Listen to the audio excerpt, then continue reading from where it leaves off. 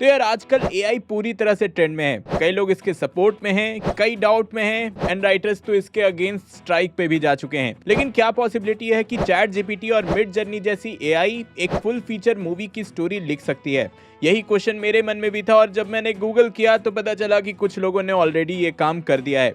जिसने ये किया है उसका लिंक मैं डिस्क्रिप्शन में दे दूंगा। बट हाँ, कुछ कमांड्स एंड प्रॉम्प्ट्स के थ्रू चैट जीपीटी ने सक्सेसफुली आयरन मैन 4 की एक बेसिक स्टोरी लिख दी है, कई सारे आइडियाज भी दिए हैं एंड मिड जर्नी ने तो भाई कॉन्सेप्ट आर्ट भी बना दिए हैं। तो चलो सबसे पहले बढ़ते हैं आयरन मैन 4 की स्टोरी पर, जहां सबसे पहले चैट जीपीटी से बोला गया कि आयरन मैन 4 की एक सिनॉप्सिस दो। सिनॉप्सिस बोले तो स्टोरी का सारांश दो, जिसपे चैट जीपीटी का रिस्पांस था कि आयरन मैन 4 में टोनी स्टार्क किसी न्यू थ्रेट का सामना कर सकता है, जहां फिर से टोनी के जीनियस ब्रेन एंड उसके आर्मर का फुल पोटेंशियल में यूज होगा।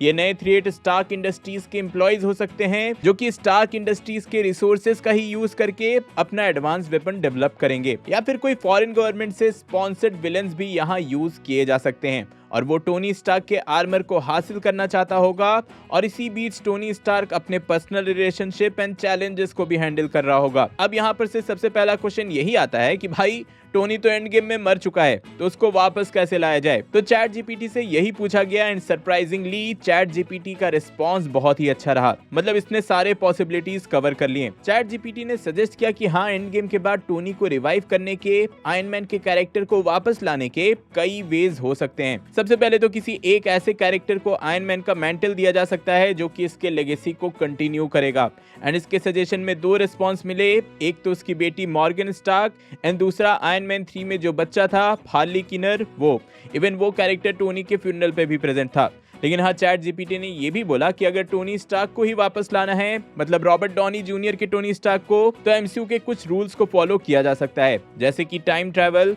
टोनी स्टार्क का एआई एंड रिजरेक्शन, जिसमें डॉक्टर स्ट्रेंज के सुपरनेचुरल एलिमेंट्स को यूज किया जा सकता है। लेकिन हाँ, चैट जीपीटी ने यह भी बोल दिया है कि एक डेड कैरेक्टर को वापस जिंदा करने से फैंस के बीच कंट्रोवर्सी हो सकती है, क्योंकि एंड गेम के साथ सबका एक इमोशनल इन्वेस्टमेंट है, तो इससे प्लॉट पे नेगेटिव इंपैक्ट हो सकता है। अब इसके बाद क्योंकि कई लोग चाहते हैं कि डॉक्टर डूम आयरन मैन के अगेंस्ट जाए, तो चैट जीपीटी से सजेशन लिया गया कि आयरन मैन 4 के लिए मेन विलन डॉक्टर डूम कैसा रहेगा, जिसपे चैट जीपीटी ने iron man and doctor Doom दोनों के ही कैरेक्टरिस्टिक्स को एनालाइज कर दिया, मेंशनिंग कि दोनों ही character brilliant inventor and industrialist हैं।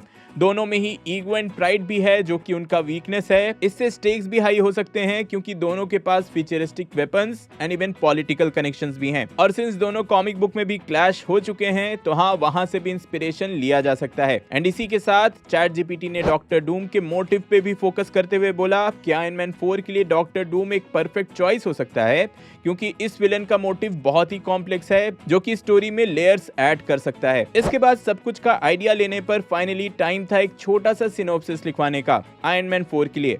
इसके लिए चैट जीपीटी को प्रॉम्प्ट दिया गया कि आयरन मैन 4 की एक सिनॉप्सिस लिखो, स्टोरी लिखो, जिसमें ओरिजिनल टोनी स्टार्क डेथ से रिटर्न करता है और मूवी का मेन विलेन डॉक्टर डूम है। इस पे चैट जीपीटी ने इमीडिएटली एंड गेम के एंडिंग से ही स्टोरी स्टार्ट की, जहां थैनोस को हराने के लिए टोनी ने अपना सैक्रिफाइस कर दिया है। उसके बॉडी के आसपास उसे ट्रिब्यूट देने के लिए उसके दोस्त, उसके पार्टनर्स, अवेंजर्स और सबसे पास पेपर पॉट्स खड़ी है, और सडनली उसमें जान वापस आ जाती है। वो जिंदा कैसे हो जाता है, ये बात अभी एक्सप्लेन नहीं की जाती। मर के जिंदा होने के बाद वो अपने न्यू लाइफ में एडजस्ट हो रहा होता है, अपनी बेटी मॉर्गन के साथ टाइम बिता रहा होता है, और ये सोचकर कि अब कोई खतरा नहीं है, उसने अब अपना आर्मर पहनना भी छोड़ दिया है। लेकिन यही एंट्री होती है टोनी स्टार्क के पुराने दुश्मन लैटवेरिया के रूलर विक्टर वॉन डूम की।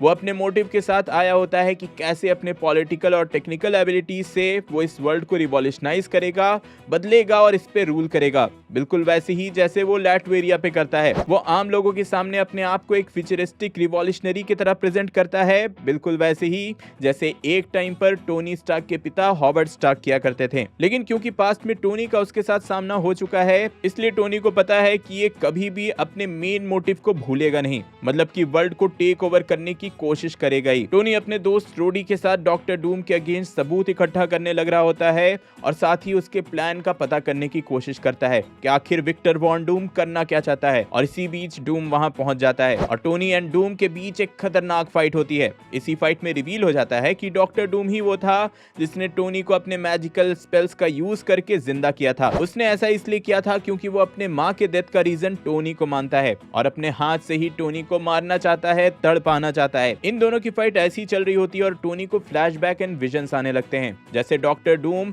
अपने मदर की डेथ के लिए टोनी को ब्लेम करता है, वैसे ही टोनी अपने आप को अपने पास्ट में हुए कई सारे इवेंट्स के लिए ब्लेम करने लगता है, जिसमें उसके और हल्क बस्टर के बीच की हुई फाइट होती है जिसमें कई लोग मारे गए हैं। इवन इन्फिनिटी वॉर का उसको फ्लैशबैक आता है कि कैसे वर्ल्ड लगभग एंड हो गया था क्योंकि वो थैनोस को रोक नहीं पाया था। उसे सोकोविया की याद आती है कि कैसे उसके चलते हजारों बेकसूर मारे गए थे।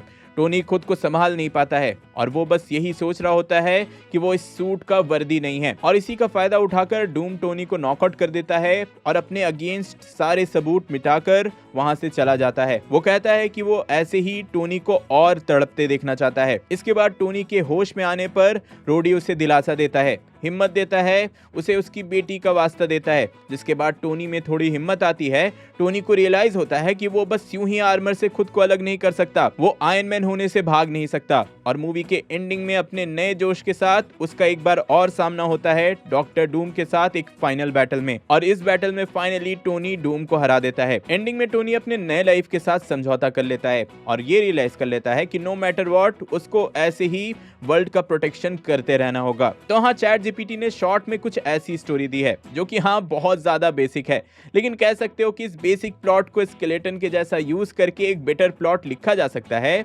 इसको और इंटरेस्टिंग बनाया जा सकता है। बट ऑब्वियसली इसके लिए कई सारे ऑसम राइटर्स की जरूरत होगी। अब हाँ, एक बेसिक सी स्टोरी हो गई तो कॉन्सेप्ट आर्ट की भी तो जरूरत पड़ेगी ही। उसके लिए मिड जर्नी का यूज किया गया जहां आयरन मैन 4 का लोगो कुछ ऐसा हो सकता है, डेथ से रिटर्न के बाद टोनी स्टार्क का लुक कुछ ऐसा हो सकता है और ऑब्वियसली आयरन मैन 4 है तो इसको न्यू आर्मर्स की जरूरत पड़ेगी, तो यहाँ आयरन मैन के आर्मर्स का लुक कुछ ऐसा हो सकता है। फिर मूवी के मेन विलन डॉक्टर डूम का भी ये कुछ लुक हमें एआई से मिला और दोनों के बैटल के भी ये कुछ सीन्स हमें मिड जर्नी ने दिए। तो हाँ, अब आप लोग कॉमेंट में बताना कि ये लुक्स एंड एआई की बनाई स्टोरी आपको कैसी लगी। मेरे हिसाब से एआई आइडिया तो दे देता है लेकिन राइटर्स को रिप्लेस नहीं कर सकता, इसे बस एक टूल के जैसा यूज किया जा सकता है। आप भी अपने थॉट्स कमेंट में जरूर बताना और हाँ, जाने से पहले सब्सक्राइब करके जरूर जाना। एमसीयू का पूरा टाइमलाइन समझने के लिए, पूरी स्टोरी समझने के लिए ऊपर वाली वीडियो देखें और कॉन्ज्यूरिंग का यूनिवर्स समझने के लिए नीचे वाली। मैं जल्दी और नए वीडियो लेकर आऊंगा। टिल देन, बी देसी, बी नर्ड।